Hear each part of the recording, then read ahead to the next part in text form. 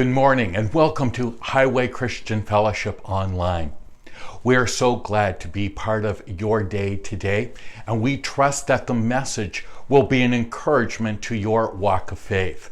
Highway Christian Fellowship is a family of believers in Christ who simply love God, love others, and seek to serve the world. We are on a journey, and we welcome you on this journey to know God, find freedom, discover your purpose, and to make a difference in our world. If you would like more information about our church, we welcome you to connect with us online at hcfsydney.ca. Or we would love the opportunity to meet with you in person. Our Sunday morning public gatherings take place at 10364 McDonald Park Road in the beautiful seaside town of Sydney, British Columbia. So if you are new to our community, if you are visiting, or you're looking for a new church home, we welcome you to join us at 10:30 every Sunday morning. God bless, and we'll see you soon.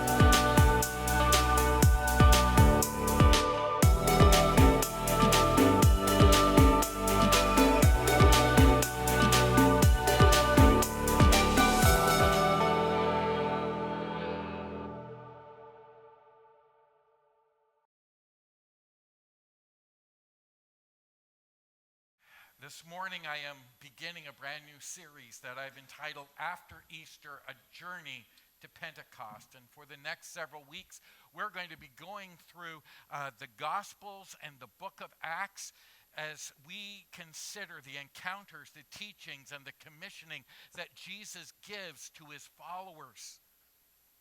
Every week we're going to highlight a particular moment, beginning with Peter's restoration, followed by the Great Commission that Sue will teach next week, the Ascension, and then the birth of the church itself in the book of Acts.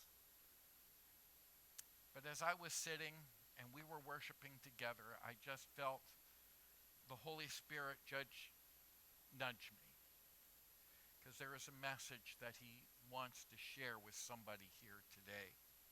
Probably more than one, because I know he's sharing it with me. This morning, I want us to look at one of the disciples who was facing a personal crisis, a crisis not of doubt or faith, but a crisis of failure. Peter was one of Jesus' closest followers and friends. Oh, we know Peter, having made great and bold promises, he had vowed that even if everyone else deserted him, he alone would stand and have Jesus back. But it didn't take too long, just a matter of an hour or so, when Peter was faced with either standing with Jesus or denying him, and he denied him not once but 3 times.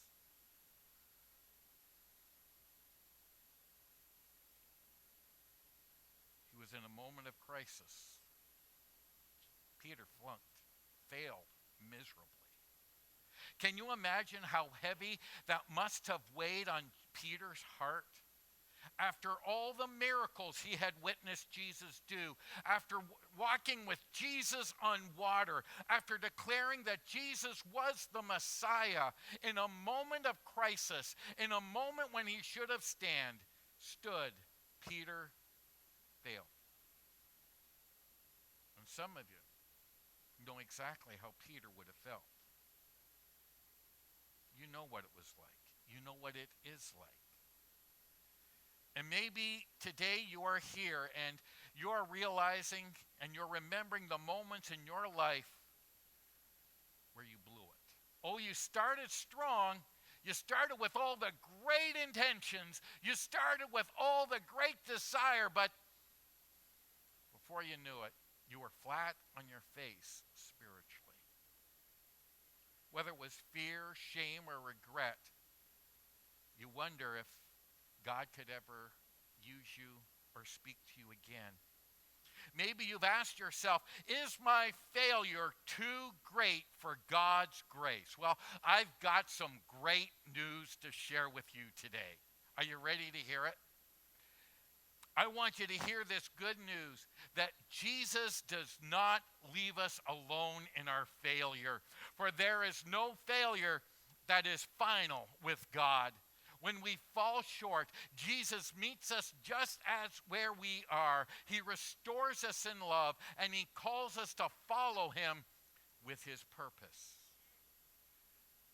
I want us to hear this morning, and I want us to see in Jesus' encounter with Peter that Jesus does not condemn Peter, but he moves to restore him in relationship and in mission. By the shore of the Galilee, in the very place where Peter himself had first met Jesus and chose to follow him, Jesus now extends his invitation of grace. Peter, follow me. And his story is a story of grace that redeems, love that restores, and purpose that remains even after failure. And in John chapter 21, we read the story. Let's turn to it this morning. Chapter 21.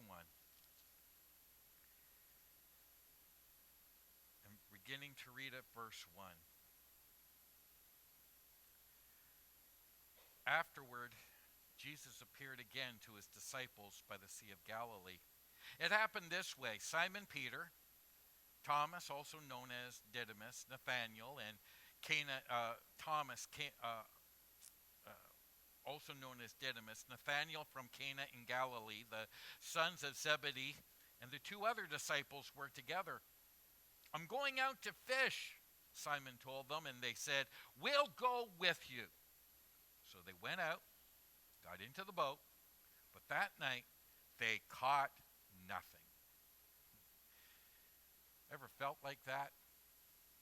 You've been out, you've tried, you've worked, you've done all that you can, and you get nothing.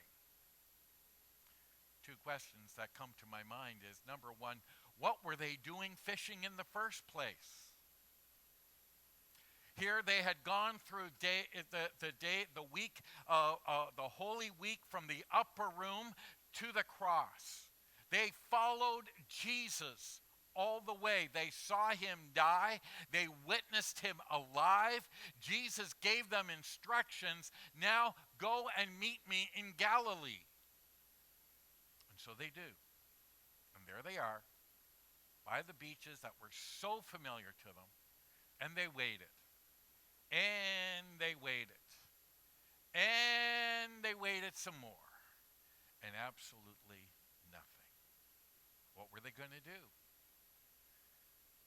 Jesus died, he rose again, but okay, what about us? Jesus said he was going to restore his kingdom, but we don't see him. We don't know where he is. We don't know what he wants of us. What do you do when you don't know what to do? Many of us do exactly what Peter and the disciples did. Let's go fishing. Now understand something. This wasn't just a weekend of going into a friend's boat and having a casual morning. No. Number one, they needed to provide for their wives and families. Number two, they did what so many of us do when we're faced with a crisis. When we don't know what to do, when fear and shame begin to flood us, we go back to what was familiar. And that's what they were doing.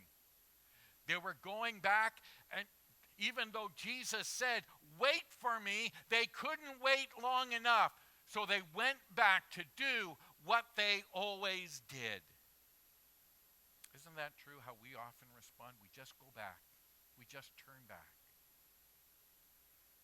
So Jesus, very early in the morning in verse 4, Jesus stood on the shore, but the disciples did not realize that it was Jesus. Quite simply, it was probably that early morning, and we've seen it even here, living alongside of the ocean. And if you've lived alongside of a lake in the early morning, there is often that mist that kind of just flows over, and you can't often see what's in the distance, and that's probably why they didn't recognize Jesus. So he calls out to them, "Friends, haven't you any fish?" Now, how many fishermen and women do we have here this morning? Raise your hands. Come on, be honest with me. Come on. Even if you've been out fishing once, you go out, you got all your stuff. You got all your gear. You've got all your lures. You've got your favorite lure. And you're out there every morning at the same time in your special spot. You've got a spot that no one else knows about. And you're there. And you wait, and you wait, and you wait, and nothing. And so you come back, and maybe you're seeing someone you know, or maybe it's just another fisherman going out to fish, and they ask you that question, "Have you caught anything yet?" How many just want to just, no. That's exactly how the disciples probably said it. No. These were seasoned, experienced fishermen. And I'm beginning to wonder, I got to wonder if they thought maybe, well, let's go back to fishing. Let's go back to what they know. And then after a whole night not catching anything, I begin to ask myself, I wonder if they ask themselves, can we do anything right? We failed Jesus. Now we can't even do what we have been doing our whole lives. We're complete failures. Can we do anything right? So Jesus carries on. He calls out to them, "Friends, haven't you any fish?" "No," they answered. He said, "Throw your net right on the right side of the boat, and you will find some." When they did, they were unable to haul the net in because of the large number of fish. Then the disciple whom Jesus loved said to Peter, "It's the Lord." Now, I got to think that when John realized who was on the shore and who was telling them, how did Peter know? How did John know? I think he knew for a couple reasons. It may have been he recognized Jesus' voice, but I think more than anything, he remembered that very first time that he met Jesus. He was out in the boat with his cousin Peter, and they were there fishing all night. They caught nothing. And Jesus, a stranger, comes along, and they asked the same question, "Have you caught anything?" "No." "Throw your net on the other side." A huge haul of fish is the result. And John, at that moment, his memory goes back 3 years to that very first time. It's Jesus. It's got to be Jesus. He says, "Peter, it's him. It's the Lord." And what does Peter do? He wrapped his outer garment around him, for he had taken it off, and jumped into the water. The other disciples followed in the boat, towing the net full of fish, for they were not far from shore, about 100 yards. And when they landed, they saw a fire of burning coals there with fish on it and some coals. Peter couldn't wait to get back to Jesus. Now here's the guy who was the first to follow him. He was the first to open his mouth at anything Jesus asked. And he was the first to betray Jesus. And yet he's the first. Oh, he was also the first of the disciples to get there ahead of John to the tomb to discover Jesus had risen. And now he's the first. When he hears his name, I got to get to him. I got to get to him. Are you here this morning? Are you sensing in your heart, young people? Are you sensing in your heart, all those within my voice? I just got to get to Jesus. He filled my net once before. I know he can do it again. I've just got to get to Jesus. So when he gets there, he sees a fire and some fish and chips on the Barbie. Jesus said to them, "Bring some fish you just caught." Verse 11. So Simon Peter climbed back into the boat and dragged the net ashore. It was full of large fish, 153, but even with so many, the net was not torn. Now, I've heard it preached. In fact, I have even preached. What's the big deal with 153? And yes, it could be symbolic of there were 153 people groups that needed to hear the gospel. It could have been symbolic of all things. But you want to know why I think John includes the number? A moment ago, I asked how many were fishermen or fisherwomen, fisher persons. What is one of the things that every fisherman loves to do when they get back to shore? They brag. And I just got to wonder if John, who was a fisherman, may have thought, I'm going to put this in just to say.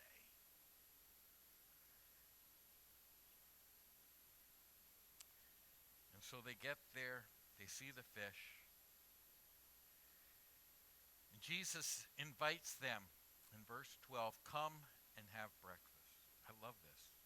The very first thing Jesus does is invites them, come and have breakfast. None of the disciples dared ask him, who are you? They knew it was the Lord. Jesus came, took bread.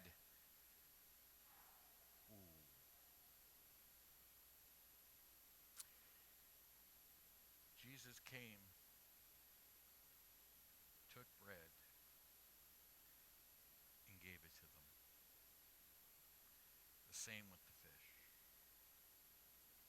Oh. Something powerful in this verse right now. Because it wasn't that long ago. Jesus was with the disciples along that very lake. Thousands had filled the hills along the Sea of Galilee. They were hungry. They had no food. They didn't know. The disciples came to Jesus. Jesus, we don't know how to feed these people. Send them all away. We'll start the revival meetings in the morning after breakfast. What did Jesus say? What do you have in your hands? Well, just some bread and fish. Well, you give it to them then. And 2 times in the Gospels we read that Jesus fed the multitudes with, he took the bread and he took the fish.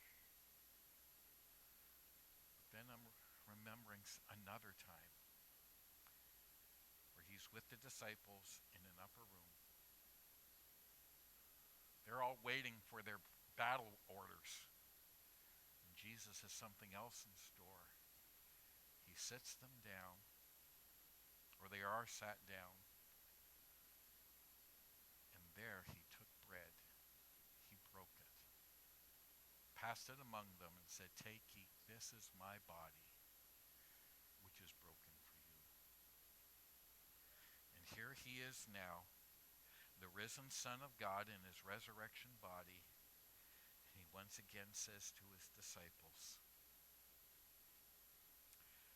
took bread and he gave it to them.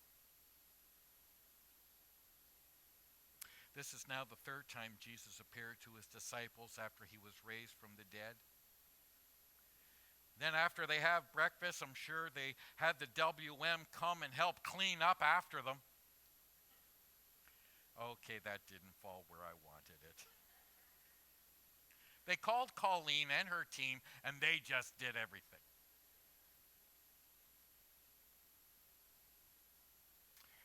When they finished eating, Jesus says to Simon Peter, Peter, son of John, do you love me more than these?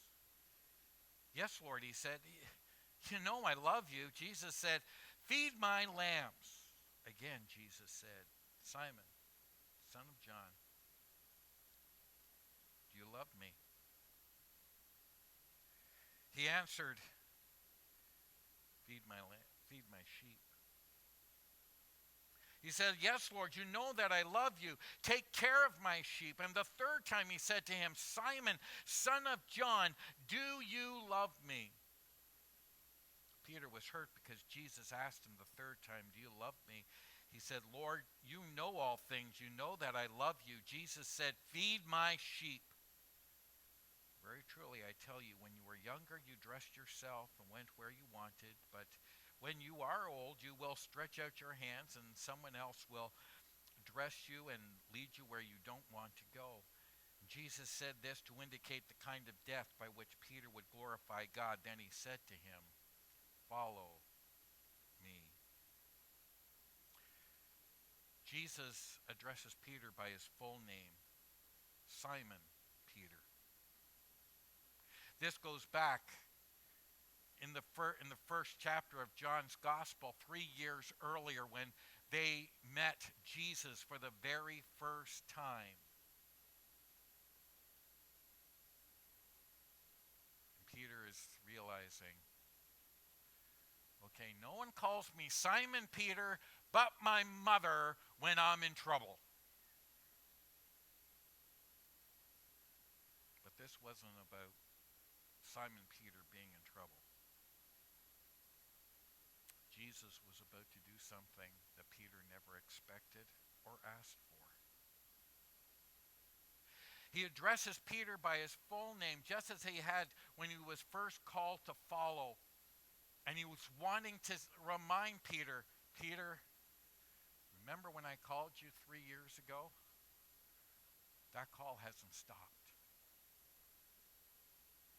It wasn't just out of affection, neither was it out of anger that Jesus calls.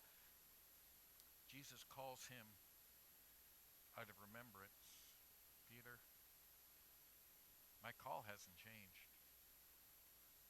I'm still with you. I'm still calling you to commitment. And so he says, Simon, son of John, do you love me more than these? And many Bible commentators and scholars have tried to figure out who it is that Jesus was referring to. Some think Jesus was referring to the fishing boats or to the catch of fish that the disciples had just had. Others are thinking that it may have been something that the disciples themselves, whatever it was, he's getting Peter's attention. Peter, do you love me more than anything you've ever done? 3 times he asks the question. And 3 times Peter responds, yes, Lord, you know that I love you. And 3 times Jesus commands him, feed my lambs, tend my sheep, feed my sheep. Of course, the reason for 3 goes back to Peter had denied Jesus 3 times, and now here Jesus is wanting to make the point, Peter, do you love me? Do you love me? At first, Peter is grieved at the question. Yet Jesus is not trying to shame him. He's trying to bring Peter to a place of healing. And that's what he wants to do for some of you here today. Some of you, you've sung the songs this morning with gusto, with your hands raised, but in your heart, like Peter, there is that distance, and you don't want Jesus to get so close to where he needs to be in your life. He's wanting to come in. He has a deeper calling to give to you today. And each time Peter affirmed his love, Jesus gives him a commission to feed my lambs, care for the young and vulnerable in faith, tend my sheep, guide and protect the flock, providing leadership and direction. Feed my sheep, Peter. Continue to nurture, teach, and lead God's people. He was making it clear that Peter's story was not over. His failure did not define him. His calling did. And my friends, I want you to know this morning that your failure is not final. Your failure does not define you. It is Jesus who defines you, and he has called you his son, his daughter. You are his. Then he looks at Peter and says, truly, I tell you, when you were younger, you dressed yourself and went where you wanted. But when you are old, you will stretch out your hands, and someone else will dress you and lead you where you don't want to go. And Jesus said this to indicate the kind of death by which Peter would glorify God. What was Jesus doing? I believe he was giving Peter a message as well as to us. Church history records that eventually Peter would pay the ultimate price for following Jesus. In fact, Eusebius, one of the earliest church historians, notes that even Peter's wife gave her life as a martyr for Jesus. And Jesus tells Peter, and history tells us that when Peter was old, he would be arrested by Rome and condemned to die by Emperor Caesar. Peter requested that he be crucified upside down because he was not worthy to die in the same manner as his Lord. And Jesus is telling him this.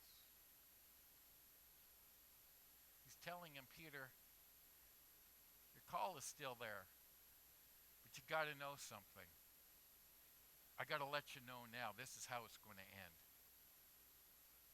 I don't know about you, but I might be tempted to find a second door to go through. No. There is no second door. And then Jesus says to Peter, follow me, Peter.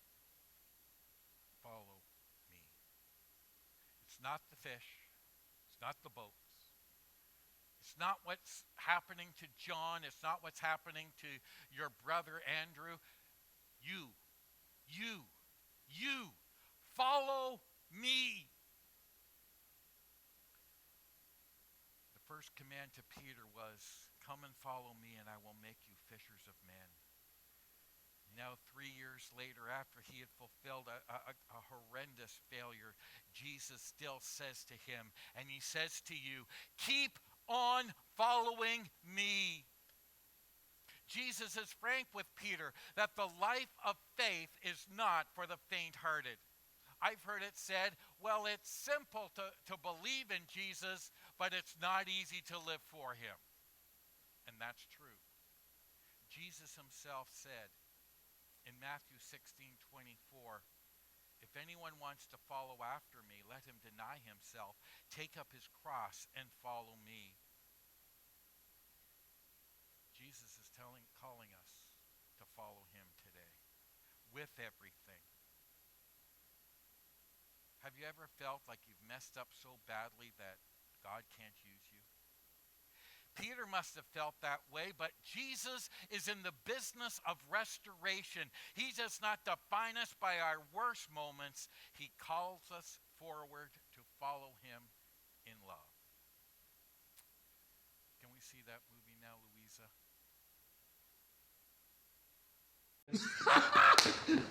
Jesus, it's you. You are alive, Peter. Oh, my goodness. Okay, you saw me, right? You saw me? I was in the boat. I wasn't catching nothing. I'm telling you, nada. But I'm in the boat, and I hear the voice. And the voice is saying, hey, cast your net to the other side, right? And then I hear the voice again. Hey, cast your net to the other side. So on a whim, without looking up, I throw it over, and sure enough, a gaggle of fish pop into that net. A whole bunch of fish pop into that net. I'm like, what? Because over here, nothing over here, something, a whole miracle, right? You know this about me. I process things out loud, and I'm totally going, this is a whole miracle. Who does miracles like this? Well, Jesus does miracles, but he's dead, and then boom, I look up, and there you are. There you are on the seashore looking at me, saying, it is I, the Lord. And so I can't believe, you're here. Peter. Yeah, do you love me? Yes, I love you. Yes, I love you. Then feed my sheep. Andrew, get out of the boat! He's here! He's here! Come on, let's go! Peter! Yeah. Do you love me? Yes, yes. I love you. Yes. Oh, and hey, I'm so sorry about that rooster clucking. I had no idea what that meant, but I do now, and I'm better for it. You know what I'm saying? Then feed my sheep. Andrew, I am smiling, but I'm getting mad. Get out of the boat. Come on. Peter! Yeah. Do you love me? Are you serious right now? You know everything. Jesus, you know everything. Do I love you? Mere words cannot describe the passion that I have for you. I love you with everything that I am. I love you. Good. Then feed my sheep. I didn't even know you had livestock. But that's so like you. There's something new about you every day. That's what I love about you. Peter. Yeah. Do you remember the morning the ladies went to the tomb?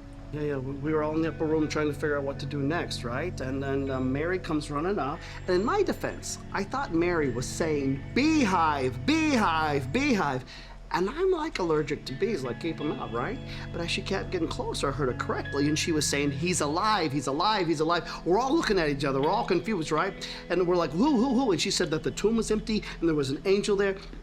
And so me and John, we hightailed it down there. And if John says he beat me, he's lying. I beat him, all right? FYI, all right? And we get down there, and sure enough, the tomb is empty, right? I mean, they're just grave clothes. And you know this about me. I process things out loud. And I'm like looking in there, and I'm like, do, you know. But I asked the question. And I keep asking it. And I was like looking at the tomb going, what does this mean? What does this mean? And John is right beside me. John is so good with words. He should write a book. He is so good with words, right? And he said, Peter, don't you get it? This is everything Jesus said he was going to do, and you did it. It's done. This is so great. Come on, there's so much to Hey, go. Peter. Yeah.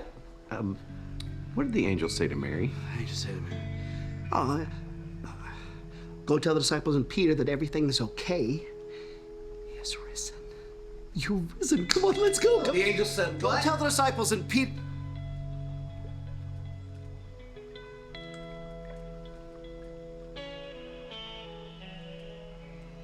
Go tell the disciples and Peter.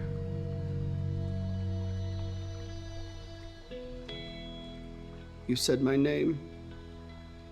You said my name. Why did you say my name? Peter, that's grace. No, I don't deserve your grace, no. That whole night, people kept coming up to me asking if I belonged to you, if I was with you. I denied you left and right. No, it was unforgivable. No. It'll take me my whole life to make up for what I did. No, it was but you said it, I did it. Listen, friend, no.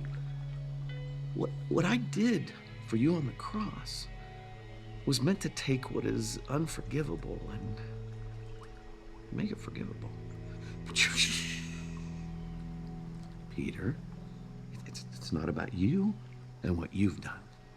God's grace is based on me and what I've done.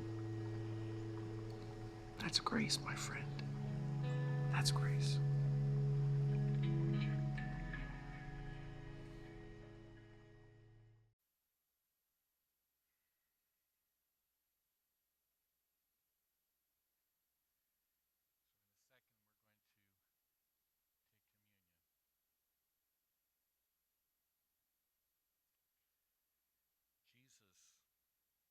Jesus is saying three things to us today.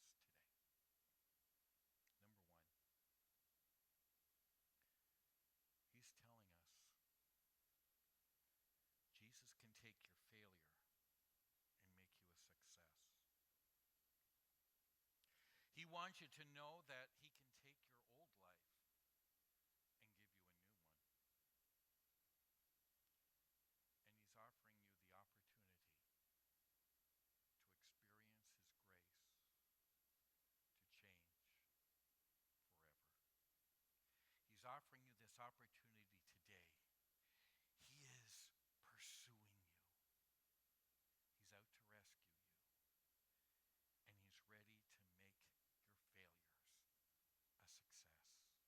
The question is, are you willing to receive his forgiveness and be restored by his grace? Let's pray.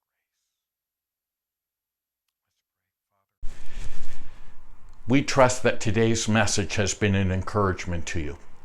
If you prayed at the end of the message and you would like more information about what it means to be a follower of Christ, we invite you to connect with us at hcfsydney.ca, and a pastor would be pleased to connect with you and share with you material how you can grow strong in your faith.